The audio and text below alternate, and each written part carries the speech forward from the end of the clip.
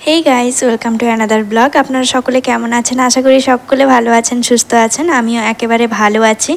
আর এই দিনটা ছিল শিব চতুর্দশীর দিন, আর একটা ভালো দিনও ছিল আমাদের জন্য, যেদিন আমাদের বিয়ে হয়েছিল। হ্যাঁ, আজকে হচ্ছে আমাদের প্রথম বিবাহ বার্ষিকী, আর খুব সুন্দর একটা দিন পড়েছে আজকে। শিব চতুর্দশী আর বিবাহ বার্ষিকী একই দিনে পড়েছে। ফাইনালি 1 বছরের শাঁখা আমি এবার চেঞ্জ করব। আর দেখো, এখানে আমি একটা লাল টুকটুকে শাড়ি পরে, হলুদ ব্লাউজ পরে, পুরনো সব গয়না বিয়ের সেগুলো সব হয়ে নিয়েছি। যাব হচ্ছে মন্দিরে। আর এদিকটায় হচ্ছে সোম একটু রেস্ট নিচ্ছিল। আমাদের বাইরে হচ্ছে কারেন্টের কাজ হচ্ছিল, মিটার বসাতে এসেছিল, ওই কারণে ও সকাল থেকে ওইখানেই ছিল। আর মন্দিরে যাওয়া হয়ে ওঠেনি এখনও। আর এখন প্রায় 12টা-1টা মতো বাজতে যায়। তো আমি বলছি যে ও আগে খেয়ে নিক, স্নান করে নিক, তারপরে আমরা যাব হচ্ছে মন্দিরে।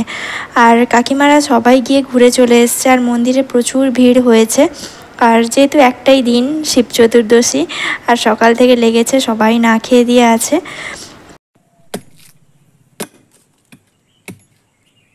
পাগলা রে, মাথায় কাটে, পিছনে না। কতবার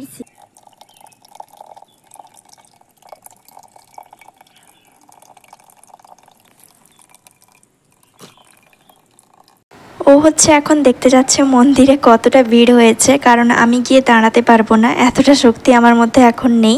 আর এখন প্রায় বিকেল 5টা, 5:30 মতো বেজে গেছে, আর ও এখন আরেকবার করে দেখতে যাচ্ছে।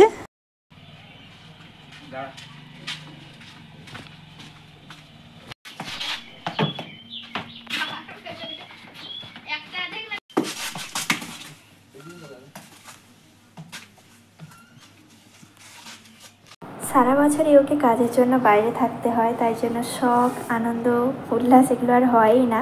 ওই কারণে ওকে আজকে একটু বলছিলাম যে বাচ্চারা খেলছে যখন, তুমি একটু ব্যাট খেলো, আর আমি এখানে বসে বসে দেখছিলাম।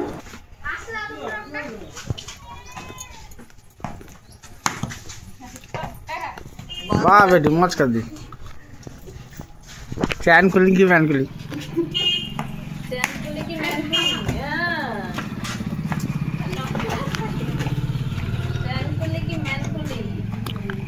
আজকে দিনে তুই বিয়ে করতে যাচ্ছিস, আর এখানে আজকে পলি বল খেলছে। হ্যাঁ, বাবা, এত স্ট্রেংথ वाला বউ কোথায় বাবা।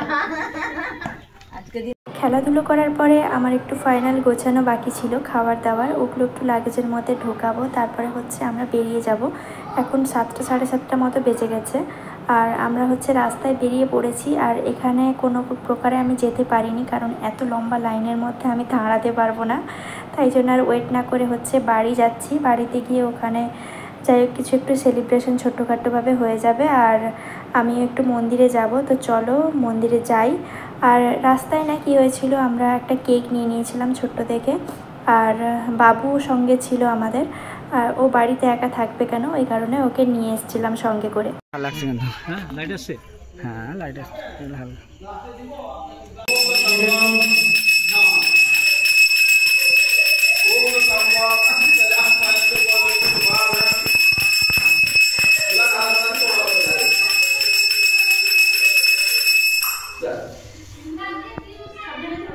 সকালে আমার সে করব আমি সেই জানি।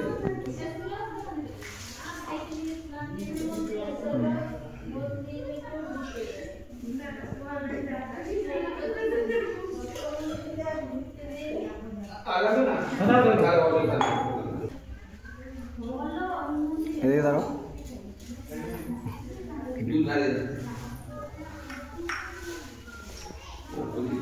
ওখানে পুজো কমপ্লিট করতে করতে আমার এখন 9টা, 9:30 মতো বেজে গেছে।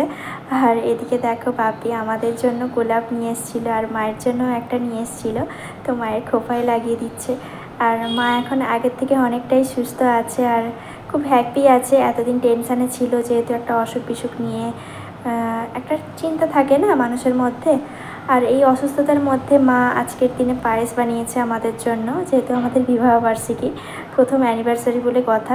তো সকাল থেকে কিছু না খেয়ে এখন পায়েস খাচ্ছি দুজনে মিলে। আর তারপর তো হচ্ছে আমরা কেক কাটিং করছিলাম এখানে। আর এখানে একটু সমস্যা হয়েছিল।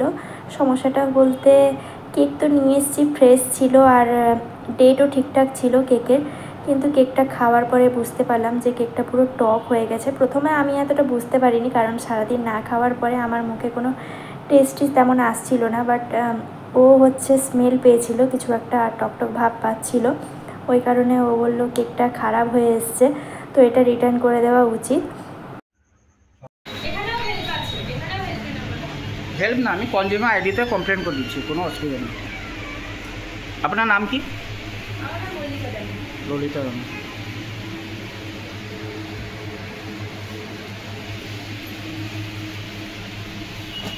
ও তো মাঝে ভীষণ পরিমাণ রেগে গেছিলো, কারণ যেহেতু একটা খাবারের জিনিস বাচ্চারা খাবে, ফুড পয়জনিংয়ের একটা ব্যাপার থাকে, ওই কারণে ওখানে একটু সর্ট আউট করে চলে এসেছিলাম হচ্ছে আমরা বাড়ি। আর এইখানে ব্লগটা শেষ করছি, চলো টাটা।